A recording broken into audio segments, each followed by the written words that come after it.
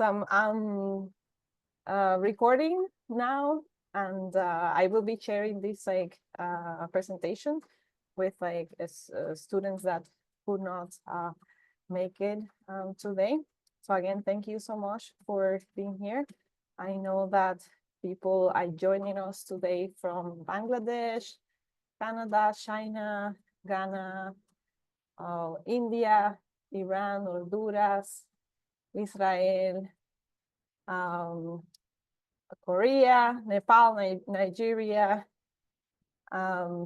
Philippines, Pakistan, and Nepal. So it's like a lot of different places. Thank you for being here. I know that there's like time differences. For some of you, it might be very early in the morning or very late.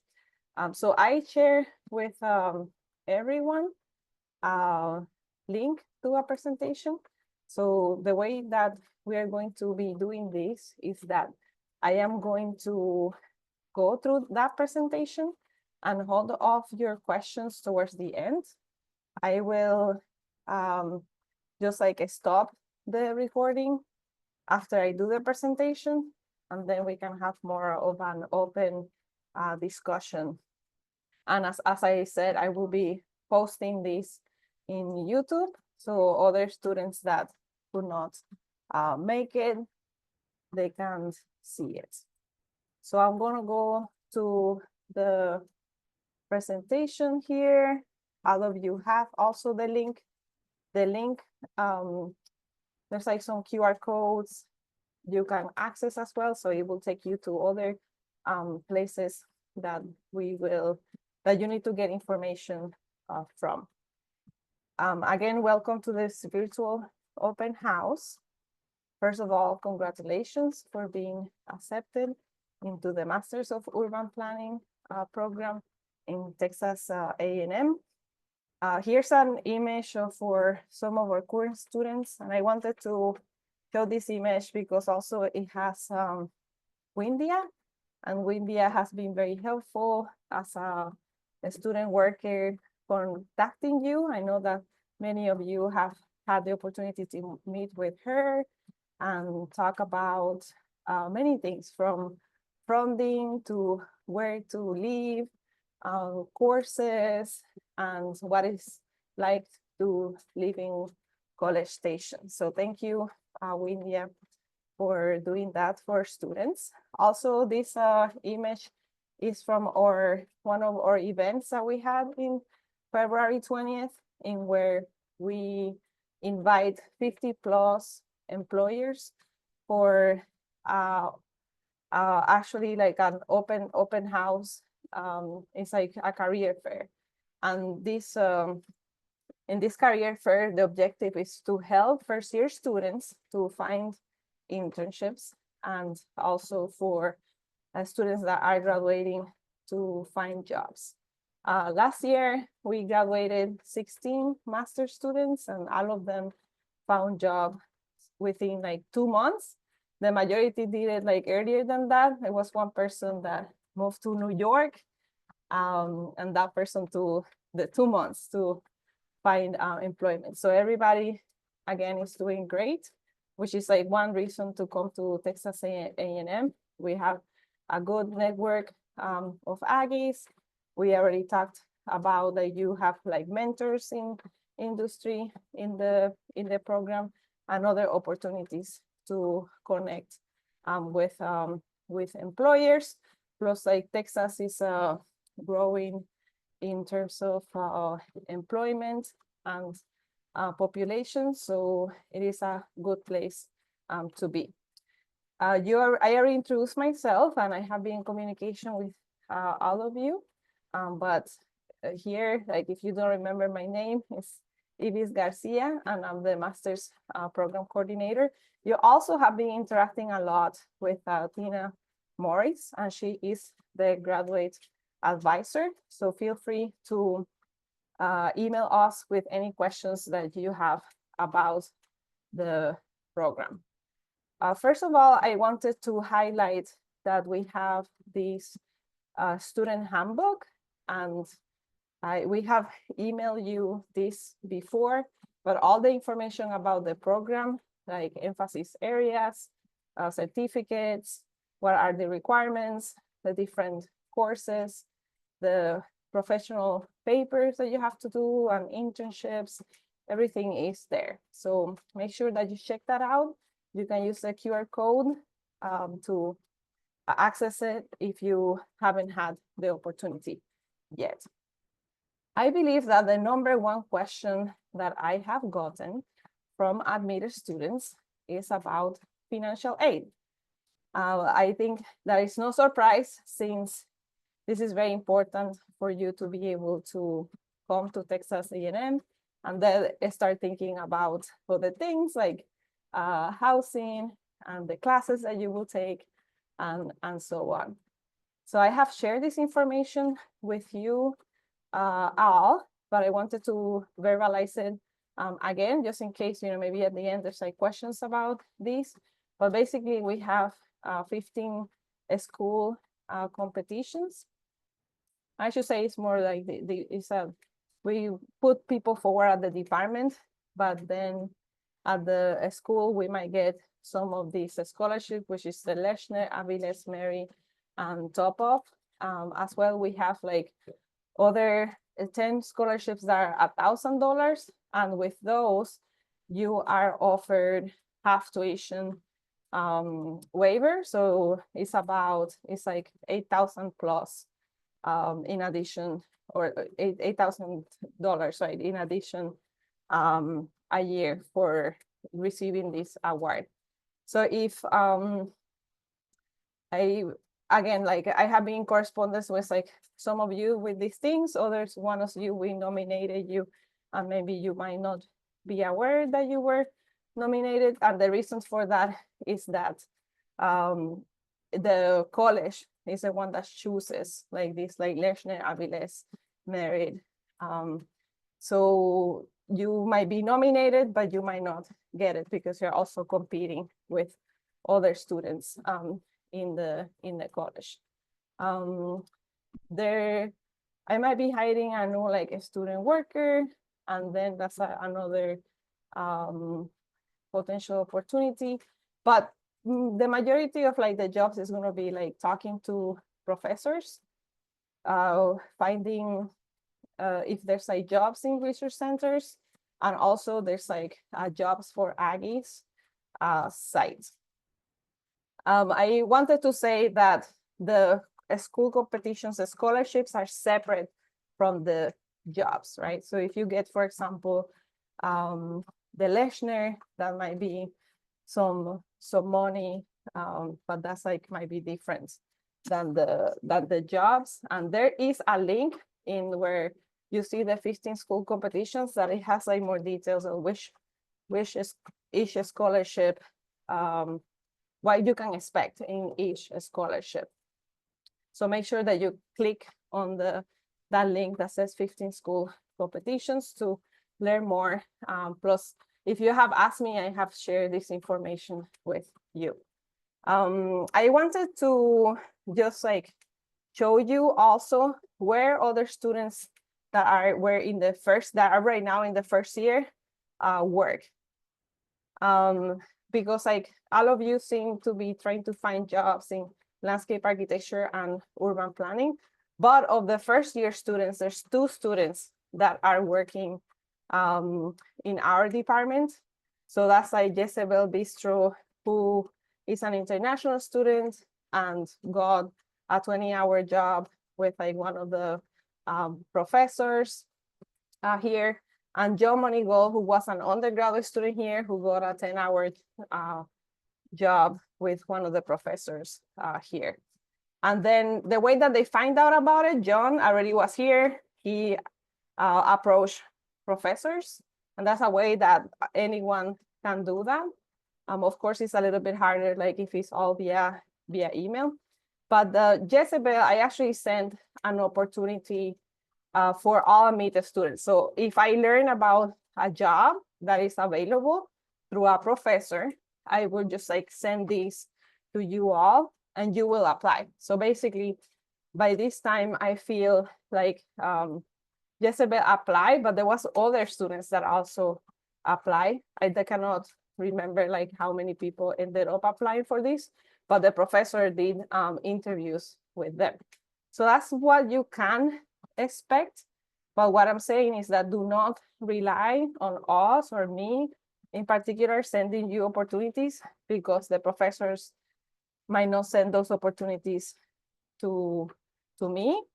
And then you need to contact also professors, although I ask periodically, especially during this like period, just in case they got a grant. So as you can see, the majority of the students that got jobs outside of our department, but this is like in campus.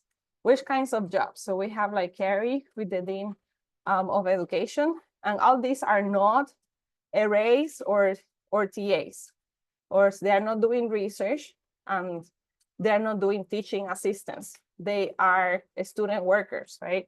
And many of you have asked about specifically TAs or GAs, but many of those jobs actually go to PhD students.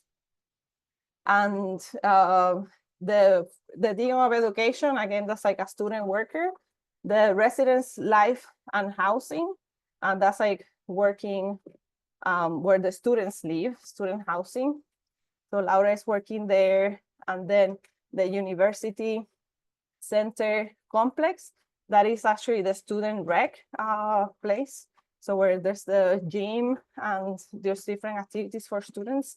And then there's like, Sergio is working in transportation services. So it's like driving a bus. That's like a job that it actually pays very well in campus.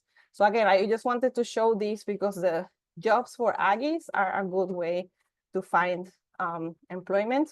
But in order to find employment, you need to have like a UEN already, which means that you need to have accepted to come to Texas A&M. And by the way, the acceptance is going to be April 15th. So there's still time to decide if you want to come here. As I said before, so you can contact the faculty to see if they have employment, and all this information is in the website. And if you go to the student handbook, you can find the emails there. Sometimes when you go to the website, like if you don't know how to navigate it well, or we have a big college, so we have people from landscape architecture and people from architecture and construction science, so it's like very big. But if you go to the handbook, you can just narrow down what are the professors, and if you know how to navigate it online, you can do that as well. And then the other thing I said is like there's the centers in where you can find employment. So once the students are here, like they and even sometimes before, but already, like let's say for example the Texas Transportation Institute, they have been doing hiring already for the summer. So they hire students for internships and then they stay for the next year. So they tend to capture more students in the second year. So that might be an opportunity for you. You can always like try to see if there's jobs right now, but many of them, what happens is that students graduate and then the students in the second year, they need to find jobs. So they have them work in the summer. Similarly, I know Texas Target Communities was doing interviews. So a lot of our students that are right now in the first year actually apply for those jobs. And again, feel free to contact these centers, but I'm just saying that the majority of the opportunity is going to be for those years students that have been here, because we also interact with centers and the centers get to know you. So if you're in your first year and you interacted with Texas Target Communities, you already did work with them, so it's more likely that they know you and you know them. And the same thing with like TTI and so on. So there's like this website, aggietamo.edu, that it has information about the cost of attendance, scholarships, or any other information. For instance, like how do I register? How do I pay my bills? This like Aggie One Stop is a great website, even for when you're a student here and you need to thinking about graduation or any other resources. So my guess is that you're going to be visiting this website quite a bit. So make sure that you like check it out. So now I wanted to show you this situation calculator and cost of attendance. There's a QR code there where you can access these, but this basically is like just a calculator to see how much can you expect to spend in tuition and also in your living expenses. So this is like by semester, so you have to choose, well, first of all, you have to choose graduate students, right? As you can see, there's undergraduate, graduate, school of veterinary medicine. So let's go to the graduate, then go to, I guess that the sooner here is like a spring 2025. Obviously, for when you enter, this might be a little bit different, but it gives you an idea of how much it is. Then you are, let's imagine you are a Texas resident. Of course, it's going to be different if it's like, if you are out of state, which is non-resident, and then international student. You have to choose a school of architecture, and then you have to choose the program, which is landscape architecture and urban planning. And then you select like the hours that you needed to select here. And basically that gives you like an estimate. You should be taking like 12 credit hours. And I actually going to stop this because I'm not sure if I did select that.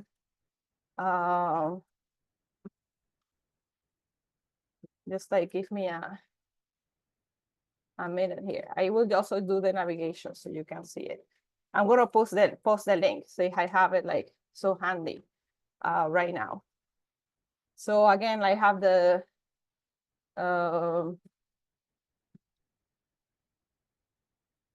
they have the 12 credit hours, yeah, and then the going to be architecture here. Guess it's changed a little bit from last time, but then you have like the hours, right? So I put 12 credit hours, and then we have that the tuition required fees is this 5,000. Oh, it's because it's graduate. Never mind, sorry. I know I was looking different. You have to choose the graduate and then landscape architecture. I see that Jared has a question. Let me just like do this and then I will get to your question. All right, so now we are like, it's supposed to take 12 credit hours. Okay, yeah. It was actually correct what I did. So it was like, it's like 7,000 for again, if you are in state, this is per semester. So it's like 14,000 for the whole year if you are Texas residents. So if you're international, let's say, it's going to be double that, right? So it's going to be 27, about that, for the whole year, and 13,000 per semester. And then the rest that you have here is like how much is estimating in books, housing, loan fees, travel, personal expenses. So basically the estimated other amount is 11,000 per semester. So we're talking about, again, about like 22,000 that you will spend just for your living expenses, plus the 14,000. So we're talking about closer to $40,000. That includes your living and your tuition. So the majority of the students obviously work 20 hours. Many of them work outside of campus, and then they also take loans. There might be other scholarships available, but I'm just telling you what the majority of the students do. So just make sure again that you look at this calculator. So let's, is it Jared, Jason, you have up? I don't know. Yes. Do you still have a question? Yeah, so I just had a question. So the $7 grand on the screen here for the tuition calculator, that's per semester. Per semester, And yes. then if you got one of the I guess one of the $1,000 scholarships, so that would take $1,000 off the $7 grand as well. Yes, but if you're like if you're a if you get a scholarship that is $1,000 and you are non-resident, you really will get a half tuition. So basically, if you are from another state, right, you will not be paying the 13,000. You will be paying like you're a Texas resident. Yep. Does that make So sense? yeah, So so if I got one of the $1,000 scholarships, I'm paying this. I'm paying the Texas. I'm paying the in-state rates, and then so $1,000 an additional would come off the seven, so it'd be six So thousand a year.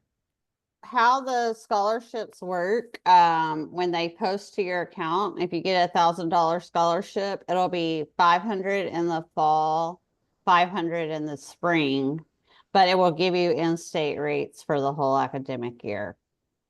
Okay, so instead of seven, it would be like 6,500. I'm Right. guessing. Mm-hmm. Okay. Mm-hmm. Yeah. So Okay. you'll see you'll get 500 in the fall, 500 in the spring, but it does give you in-state rates for the whole academic year. So Okay. fall, spring, and summer. And If that's you take summer classes. okay, and I'm guessing that covers both years of the program. Yes, as long as you maintain a 3.0 and are registered full time. Okay. Thank you. Also, just throwing this out there, if you take online courses at Texas A&M, especially in our department, there are 700 sections. So like we offer GIS, we have a section of GIS that's taught online. Just know that your tuition will be higher. Distance education courses are expensive. And so, if you take a class online, your tuition will be higher than that. So just keep that in mind. yeah, thank you so much, Tina, and thank you, Jared, for the question. I see some maybe other question in the chat. Oh, okay, yeah, it was like pointing out. Thank you. That I was looking at the undergrad. All right, so let's go back here. And then, so the first thing that you need to do is like to confirm your admission. And this is, you have until April 15 to do this. The way that you do it is like you have to do it these two ways, which is like you go to Howdy and then you accept or offer. And then you have to also send a signed admission letter to Tina. Tina, do you want to say anything about this? About what? I'm sorry. About students confirming their admission? So you have to do it in Howdy. We ask that you send the signed admission letter back to us, but the university and how we track it is through Howdy. So if you want to come, you need to put that in Howdy. And even if you don't want to come, put it in Howdy. But it needs to be done so that we can have a good tracking number done. And also, once you do it in Howdy, like if you're missing anything from the Office of Admissions, like some kind of transcript or English language proficiency, they will email you and let you know what they're missing and ask you to respond so that we know what you're doing. So just I highly recommend, please at least do it in Howdy. Yeah, thank you. And there's like some other questions that a student had, which was about until when they have to provide the language proficiency evidence and also the transcripts. And I So believe, if you're, yeah. if you're admitted into the program, you will not be able to register for classes until your English language proficiency has been met in some way, or your official transcripts are received. Right, and then so you can register for classes. It's basically the Friday of that first week, but really we recommend that before because of your visa, right? Yeah, And I highly recommend, if at all possible, that you be registered the Friday by 5 p.m. the Friday before classes start. If you register after then, you're going to be hit with a late fee. Anytime if you haven't registered by the first day of class, then you're going to be hit with a late fee. So 5 p.m. Friday before classes start, you need to be registered for classes if at all possible to avoid the late fee.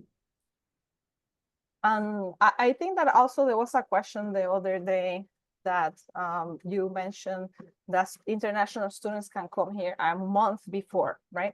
Right. According to what I know from International Student Services, international students can enter the country 1 month prior to classes starting. So I would just urge you to get here as early as possible to secure your housing, set up a bank account, and get everything in line, because you do have to do an international student check-in before you can register for classes, and try to get everything done prior to, shortly after arriving, so that you can register for classes, because we don't control the holds from International Student Services, so you have to get that stuff done for them. Excellent. Well, thank you so much. This website is also very helpful. So it's this is like where you went to apply, but also you can activate your net ID after you like choose coming to Texas A&M. And again, you all know about Howdy, right? So that's like where you do your acceptance. And then these are just like things that you have to do. There's a QR code there for that website, but it's just that you have to access the Howdy portal, then activate your Texas A&M email account. Once you have that, you will be able to apply for financial aid.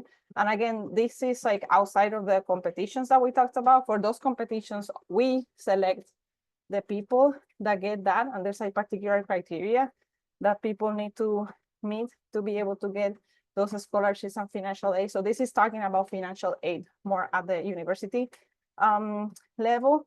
Then there's like a new student conference, and you need to register for that. They will help you with like all of like these things that you need to know. You can apply for on-campus housing if you want, but majority of the students, especially the graduate students, they get housing outside of the university.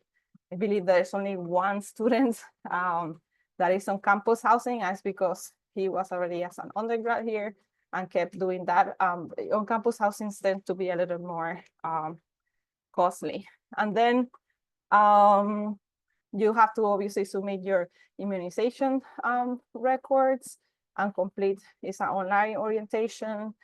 So again, you have all the different steps of things that you have to do in there. So just make sure that you check out that. The other thing is that a lot of students have asked about student housing. I feel that right now you're still making the decisions and not thinking too hard about this just yet. Later on, I will do like a session just like showing you just like the different bus routes and just places that students choose to be close to the supermarket, or just more details about it. But I will not do that until later when people are really thinking about coming here. So there is a QR code there for a guide that I created And again, you are free to look at that and ask like any questions, but we will have a session later. And then there's also this guide that I created, which is about like frequently asked questions. So if some of you ask me of these questions, sometimes I do a copy and paste actually from this like guide. And again, I'm not going to go over it, but just know that we have this, and we have shared this with you as well. And then if you have like any questions at all, for instance, trying to like understand the offer, or trying to understand if you were offered a scholarship and how that actually works, you can ask myself or Tina. So we are here available just like via email, and if needed, we could also jump in a Zoom call if it's an appropriate time for working hours, of course. And finally, I just hope that you join our family, and that I get to meet you all in this like next fall semester. And that's it for the presentation time. And I will now stop the recording and see if people have questions.